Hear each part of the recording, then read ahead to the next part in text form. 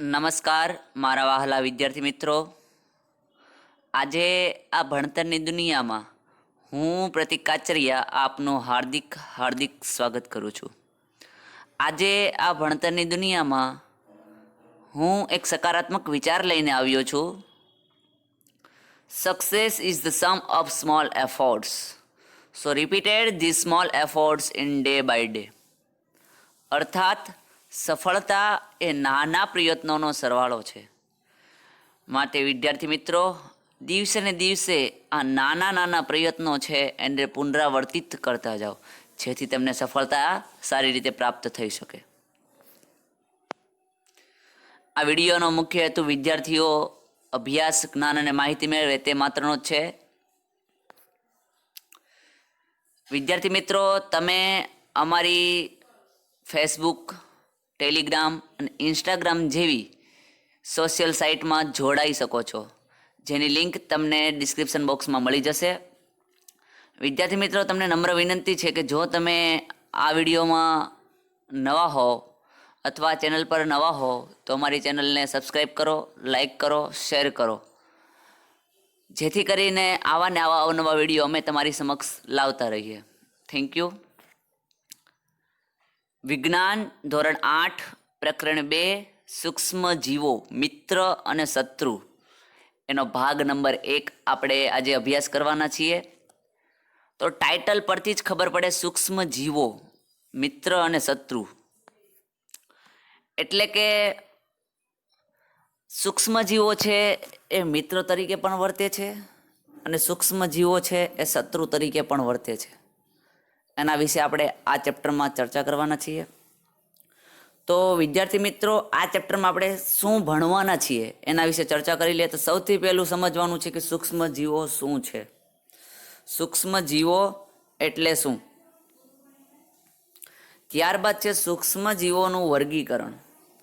સૂક્ષ્મ જીવો છે એને કેટલા ભાગમાં વિભાજિત કરવામાં આવ્યા છે, એનું વર્ગીકરણ કેવી રીતના કરવામાં આવ્યું છે એ સમજવાનું છે. ત્યારબાદ છે સૂક્ષ્મ જીવોના આપણે ઉદાહરણ લઈશું. ત્યારબાદ જે સૂક્ષ્મ જીવો છે એના દ્વારા થતા રોગો, એ કેવા કેવા રોગો કરી શકે છે, કેવા કેવા રોગો થાય છે એના વિશે ચર્ચા કરવાની છે. ત્યારબાદ સમજવાના છે વાયરસ શું છે અને વાયરસ દ્વારા થતા રોગો. આટલી વસ્તુ આપણે આ વિડીયોમાં સમજવાના છીએ. તો શરૂ કરીએ. સૌથી પહેલો પ્રશ્ન છે કે સૂક્ષ્મ જીવો એટલે શું? શું છે પ્રશ્ન? સૂક્ષ્મ જીવો એટલે શું? સૂક્ષ્મ એટલે અતિ નાના હોય એને સૂક્ષ્મ કહેવાય. જે વસ્તુ ખૂબ જ નાની હોય એને સૂક્ષ્મ કહેવાય. અને જે નાના જીવો છે એને આપણે શું કહીશું? સૂક્ષ્મ જીવો. શું કહીશું? સૂક્ષ્મ જીવો. જેને આપણે નરી આંખે જોઈ શકતા નથી. એટલે કે આપણે સામે જે સપોઝ કે એક હાથી છે તો એને તમે જોઈ શકો છો, કોઈ વસ્તુ છે તો એને તમે જોઈ શકો. સામે તમારી સામે કબાટ છે તો તમે એને જોઈ શકો છો, સામે પંખો છે તો તમે જોઈ શકો છો, કીડી છે તો તમે જોઈ શકો છો. પણ અમુક એવા કેટલા બધા સજીવો છે જેને તમે જોઈ શકતા નથી. એને આપણે કહી શકીએ કે નરી આંખે, એટલે સામે આંખ સામે હોય તો પણ ના દેખાય એવા સજીવોને આપણે સૂક્ષ્મ જીવો કહીએ છીએ. તો વ્યાખ્યા શું છે? કેટલાક સજીવો એવા છે જેને નરી આંખ વડે જોઈ શકાતા નથી. શું છે? કેટલાક સજીવો એવા છે કે જેને આપણે નરી આંખે જોઈ શકતા નથી. આવા જીવોને સૂક્ષ્મ જીવો કહે છે. આવા જે સજીવો છે એને આપણે શું કહીશું? સૂક્ષ્મ જીવો કહીશું. સમજ પડે છે સૂક્ષ્મ જીવો શું છે?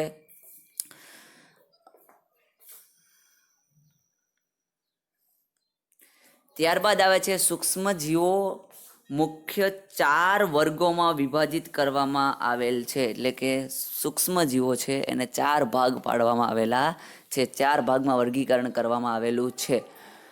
કયા કયા 4 ભાગ છે? સૌથી પહેલો આવે બેક્ટેરિયા, પછી આવે છે ફૂગ, પછી આવે છે પ્રજીવ, પછી આવે છે લીલ. 4 મોસ્ટ આઈએમપી યાદ રાખવાનો પ્રશ્ન પૂછાય છે કે સૂક્ષ્મ જીવો છે એ કેટલા પ્રકારમાં વર્ગીકરણ કરવામાં આવેલું છે. તો સૂક્ષ્મ જીવોનું 4 પ્રકારમાં વર્ગીકરણ કરવામાં આવેલું છે. કયા કયા છે? તો સૌથી પહેલું બેક્ટેરિયા, પછી છે ફૂગ, પ્રજીવ અને લીલ. આ 4 વસ્તુ છે જેને આપણે ઉદાહરણ આગળ સમજશું કે કેવા તે દેખાય છે. વિદ્યાર્થી મિત્રો બરોબર સમજી લો કે આપણે શું ભણવાના છીએ, સૂક્ષ્મજીવો. સૂક્ષ્મજીવો એટલે આ બધી જ વસ્તુ છે તમે નરી આંખે જોઈ શકશો નહીં. આ જે બેક્ટેરિયા છે, ફૂગ છે, પ્રજીવ છે, લીલ છે, આને તમે નરી આંખે જોઈ શકતા નથી. સમજ પડે છે? આને તમારે જોવું હોય તો સૂક્ષ્મને ઇંગ્લિશમાં કહેવાય માઇક્રો. શું કહેવાય? માઇક્રો. હા, તો સૂક્ષ્મને તમારે જોવું હોય એટલે કે સૂક્ષ્મ જીવોને તમારે જોવા હોય તો માઇક્રોસ્કોપનું સાધન વાપરવું પડે, જેના દ્વારા આપણે સૂક્ષ્મ જીવોને સારી રીતે જોઈ શકીએ છીએ. શું સૂક્ષ્મ જીવોને તમારે જોવા હોય તો ગુજરાતીમાં કહીએ તો સૂક્ષ્મદર્શક યંત્ર અને ઇંગ્લિશમાં કહીએ તો માઇક્રોસ્કોપ. સૂક્ષ્મદર્શક યંત્ર અથવા માઇક્રોસ્કોપ વડે તમે સૂક્ષ્મ જીવોને જોઈ શકો છો. સૂક્ષ્મજીવોના વર્ગીકરણ જે છે કરેલું છે પ્રકાર 4 પ્રકારમાં, એના વિશે ચર્ચા કરી લીધી. શું છે? સૌથી પહેલું બેક્ટેરિયા, ફૂગ, પ્રજીવ, લીલ. આ 4 પ્રકારે વર્ગીકૃત કરવામાં આવેલું છે. અહીંયા બેક્ટેરિયાના ઉદાહરણ આપેલા છે. ઉદાહરણ અહીંયા તમને ચિત્ર આપેલા છે બેક્ટેરિયાના. આ છે દંડાણુ આકાર બેક્ટેરિયા. આ બધા જ બેક્ટેરિયા તમે જોઈ શકો દંડાણુ આકારના બેક્ટેરિયા છે, જે તમને નરી આંખે દેખાતા નથી. એને જોવા માટે સૂક્ષ્મદર્શક યંત્ર અથવા માઇક્રોસ્કોપની જરૂર પડે છે. ત્યારબાદ છે કુંતલાકાર બેક્ટેરિયા. કયા બેક્ટેરિયા છે? કુંતલાકાર બેક્ટેરિયા છે, જેને તમે નરી આંખે જોઈ શકતા નથી. ત્યારબાદ બીજું હતું ફૂગના ઉદાહરણ. તો અહીંયા તમે જોઈ શકો છો ફૂગના ઉદાહરણ.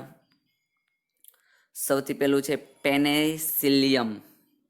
આ જે ચિત્ર તમે જોઈ શકો છો એ ચિત્ર શેનું છે? ફૂગનું છે. પણ કઈ ફૂગ છે? પેનેસિલિયમ. પ્રશ્ન પૂછાય કે ફૂગના ઉદાહરણ આપો, તો ફૂગના ઉદાહરણમાં સૌથી પહેલું ઉદાહરણ કયું આવે છે? પેનેસિલિયમ. કયું છે? પેનેસિલિયમ. કયું છે? પેનેસિલિયમ. પછી કયું છે? એસ્પરજીલસ. કયું છે? એસ્પરજીલસ.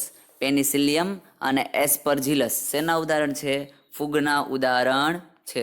અને પછી અહીંયા તમે જોઈ શકો છો બ્રેડ મોલ્ડ. શું છે? Bread mould. એટલે જે બ્રેડ હોય છે એને તમે 2-4 દિવસ ફ્રીઝમાં મૂકી રાખો અથવા બહાર મૂકી રાખો ત્યારે શું થાય છે? તો એમાં ફૂગ ઉત્પન્ન થાય છે. અને ફૂગ એ કઈ ફૂગ હોય છે? તો બ્રેડ મોલ્ડ નામની ફૂગ હોય છે. ત્યારબાદ આગળ આવે છે પ્રજીવના ઉદાહરણ. પ્રજીવ એ સૂક્ષ્મજીવોનો એક વર્ગીકૃત કરેલો પ્રકાર છે. પ્રજીવના ઉદાહરણ કયા છે? કે અમીબા અને પેરામિશિયમ. આ ઘણીવાર તમે સાંભળ્યું હશે. અમીબા શું છે, પેરામિશિયમ શું છે? તે શું છે? પ્રજીવના ઉદાહરણ છે. શું છે? પ્રજીવના ઉદાહરણ આપો પ્રશ્ન પૂછાય તો કયા લખવાના? અમીબા અને પેરામિશિયમ. કયું લખવાનું? અમીબા અને પેરામિશિયમ એ પ્રજીવના ઉદાહરણ છે. સૌથી પહેલું ઉદાહરણ કયું આવે? બેક્ટેરિયા. સાચું ને? સૌથી પહેલા સૂક્ષ્મ જીવોમાં વર્ગીકૃત કરેલ પ્રકાર કયો છે? બેક્ટેરિયા. પછી બીજું આવે છે ફૂગ. ત્રીજું આવે છે પ્રજીવ. આગળ હવે આવે છે લીલના ઉદાહરણ ક્લેમિડોમોનાસ અને સ્પાઇરોગાયરા. શું છે? ક્લેમિડોમોનાસ અને સ્પાઇરોગાયરા એ બંને શેના ઉદાહરણ છે? લીલના ઉદાહરણો છે. વિદ્યાર્થી મિત્રો હવે આવે છે વાયરસ. શું છે? બરોબર સમજો, આમાં ભૂલ ન થાય. બરાબર ધ્યાન રાખી અને સમજો કે વાયરસ શું છે, કારણ કે મોટા ભાગના વિદ્યાર્થીઓને વાયરસમાં પ્રોબ્લેમ થાય છે, જેને સૂક્ષ્મજીવોમાં ગણી નાખે છે, પણ હકીકતે તે સૂક્ષ્મજીવ નથી. ફરીથી આપણે યાદ કરી લઈએ કે સૂક્ષ્મજીવ એટલે શું? સૂક્ષ્મજીવ એટલે એવા જીવો કે જેને આપણે નરી આંખે જોઈ શકતા નથી. તેનું વર્ગીકરણમાં સૌથી પહેલો પ્રકાર હતો બેક્ટેરિયા, પછી હતો ફૂગ, પછી હતો પ્રજીવ અને પછી હતો લીલ. એમ 4 પ્રકારે વર્ગીકૃત કરતા હતા. એ આપણે જાણીએ છીએ. તો વાયરસ શું છે? વાયરસ છે એ સૂક્ષ્મ જ છે. એ બેક્ટેરિયા છે, પ્રજીવ છે, લીલ છે, ફૂગ છે, એની જેમ ખૂબ જ નાનો જ છે. એને આપણે નરી આંખે નથી જોઈ શકતા, પણ એ સૂક્ષ્મ જીવ નથી. કેમ નથી? તો આપણે એની ચર્ચા કરી લઈએ.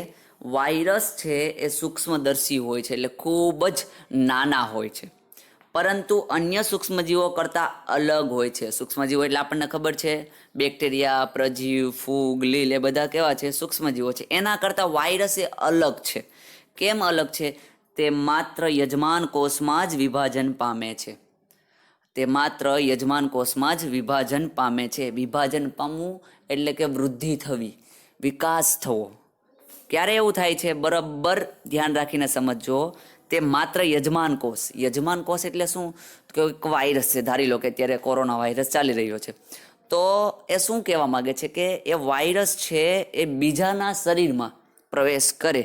વાયરસ છે બીજાના શરીરમાં પ્રવેશ કરે ત્યારે જ એ વિભાજન થાય છે. એટલે કોરોના વાયરસ છે તો વાયરસ છે એ જ્યાં સુધી બહાર હોય, જ્યાં સુધી આપણા શરીરની અંદર પ્રવેશતો નથી, ત્યાં સુધી એ વાયરસ કેવો છે?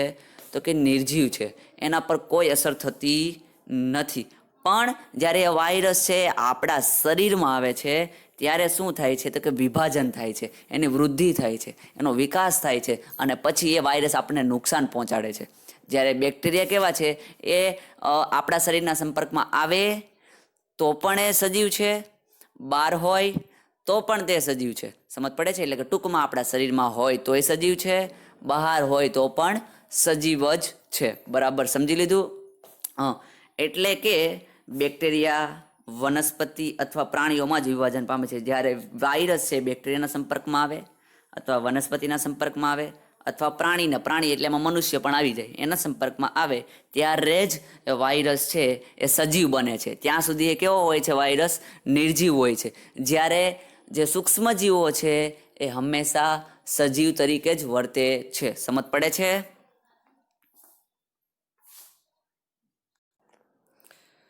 વિદ્યાર્થી મિત્રો, હવે પછીનો પ્રશ્ન અથવા કારણ કહી શકાય કે વાયરસને સજીવ અને નિર્જીવને જોડતી કડી કહેવામાં આવે છે. શા માટે આવું કહેવામાં આવે છે કે વાયરસ છે સજીવ અને નિર્જીવને જોડે છે?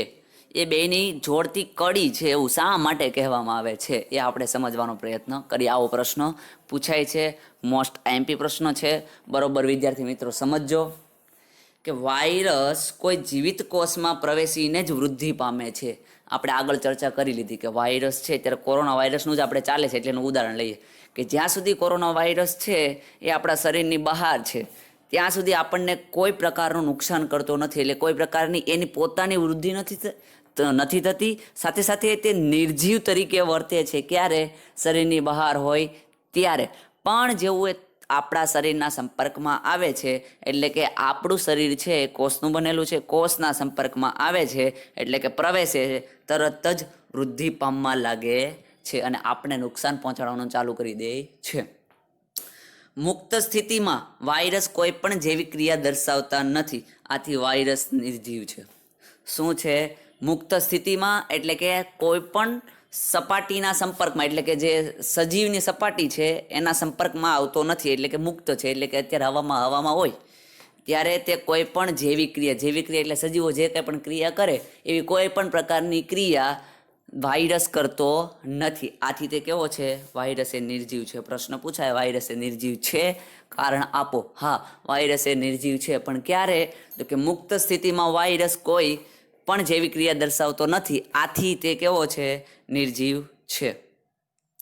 વાયરસને યોગ્ય યજમાન કોષ મળે એટલે કે જો યોગ્ય શરીર મળે, સમજ પડે છે? યોગ્ય શરીર મળે એટલે કે શરીર તો કોષનું બનેલું છે, એટલે યોગ્ય યજમાન કોષ મળે તો જ યજમાન કોષમાં પ્રવેશી યજમાન કોષમાં વિવિધ દ્રવ્યોનો ઉપયોગ કરી પોતાના જેવા નવા વાયરસ બનાવે છે. એટલે આપણા શરીરમાં પ્રવેશે એટલે આપણા શરીરની અંદર જે દ્રવ્યો રહેલા હોય છે એનો ખોરાક તરીકે ઉપયોગ કરે. આપણા શરીરની અંદર જે કંઈ પણ વસ્તુ મટીરિયલ રહેલું છે, દ્રવ્યો રહેલા છે, એનો ખોરાક તરીકે ઉપયોગ કરે અને પોતાના જેવો જ બીજો વાયરસ ઉત્પન્ન કરે.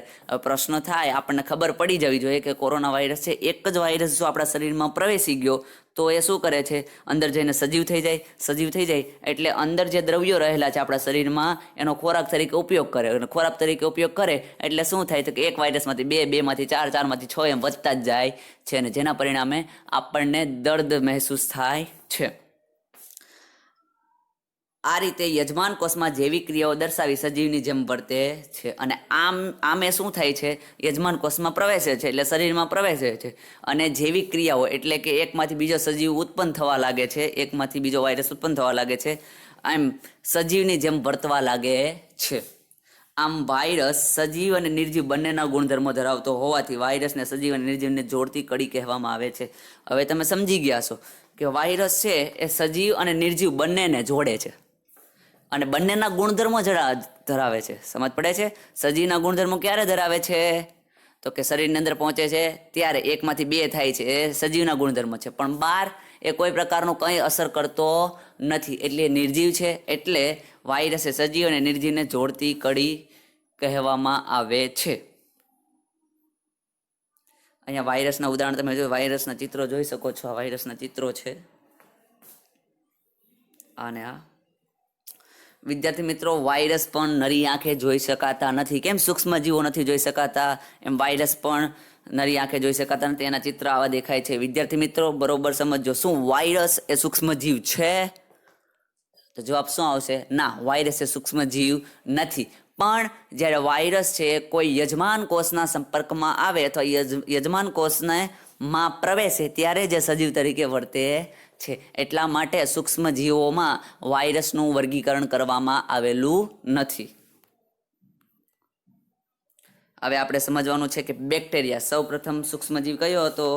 બેક્ટેરિયા હતો. બેક્ટેરિયા દ્વારા થતા રોગો કયા કયા? ટાઇફોઇડ અને ટ્યુબરક્યુલોસિસ એટલે કે ટીબી, જેને આપણે ગુજરાતીમાં ક્ષય પણ કહીએ છીએ. બેક્ટેરિયા કયો? બેક્ટેરિયા દ્વારા થતા રોગો જણાવો. પ્રશ્ન પૂછાય કે બેક્ટેરિયા દ્વારા થતા રોગો જણાવો તો કયા આવશે? ટીટી, યાદ રાખવાના. ટાઇફોઇડનો ટી, ટ્યુબરક્યુલોસિસ, ટ્યુબરક્યુલોસિસ જેને શું કહેવામાં આવે છે? ટીબી, જેને ગુજરાતીમાં આપણે શું કહીએ છીએ? ક્ષય. સમજ પડે છે? એ બેક્ટેરિયા દ્વારા થતો રોગો છે. તો બરોબર અહીંયા જો શોર્ટ ટ્રીક યાદ રાખવી હોય તો આમ યાદ રાખી શકે કે અહીંયા બેક્ટેરિયામાં ટી આવે છે, ટ આવે છે, ટ. ઓકે, તો હવે ટાઇફોઇડનો પહેલો ટ છે, ટ્યુબરક્યુલોસિસમાં પહેલો ટ છે, તો ત્રણેય ટ ભેગા કરી દેવાના. એટલે બેક્ટેરિયા દ્વારા થતા રોગો કયા આવશે? ટાઇફોઇડ અને ટ્યુબરક્યુલોસિસ, ટીબી, જેને આપણે ક્ષય પણ કહીએ છીએ. ત્યારબાદ આવે છે પ્રજીવ દ્વારા થતા રોગો. કયા રોગો? પ્રજીવ દ્વારા થતા રોગો કયા કયા? ઝાડા અને મલેરિયા. યાદ રાખજો, પ્રજીવ દ્વારા થતા રોગો જણાવો તો કયા આવશે? ઝાડા. હવે પ્રશ્ન પૂછાય પ્રજીવ દ્વારા થતા રોગો જણાવો તો કયા આવશે? ઝાડા. જામ યાદ રાખવાનું. શું યાદ રાખવાનું? જામ, જે આપણે બહુ ખાતા હોય છે. જામ ખાતા હોય ને, તો જા એટલે ઝાડા, મ એટલે મલેરિયા. કોના દ્વારા થાય? પ્રજીવ દ્વારા થાય છે. આગળનો પ્રશ્ન છે વાયરસ. વાયરસ સૂક્ષ્મજીવ છે? ના, સૂક્ષ્મજીવ નથી. પણ જ્યારે કોઈ યજમાન કોષના સંપર્કમાં આવે ત્યારે તે સૂક્ષ્મજીવની જેમ વર્તવા લાગે છે. વાયરસ દ્વારા થતા રોગો, હમણાં જ વાયરસ દ્વારા થતા રોગો, COVID-19 વાયરસ દ્વારા, એટલે કે કોરોના એ વાયરસ દ્વારા થતો રોગ છે. એનું ઉદાહરણ તમે લખી શકો છો હાલમાં. ઓકે, તો આપણને ખબર છે શું થાય છે. તો આપણે ઉધરસ આવે છે, તો ઉધરસ છે, શરદી છે, આ બધા જ વાયરસ દ્વારા. પછી પોલિયો છે, અછબડા છે,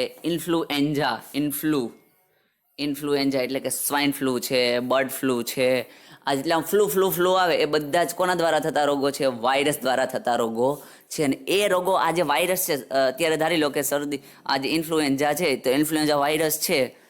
ઇન્ફ્લુએન્ઝા શું છે? ઇન્ફ્લુએન્ઝા એ એક રોગનું નામ છે.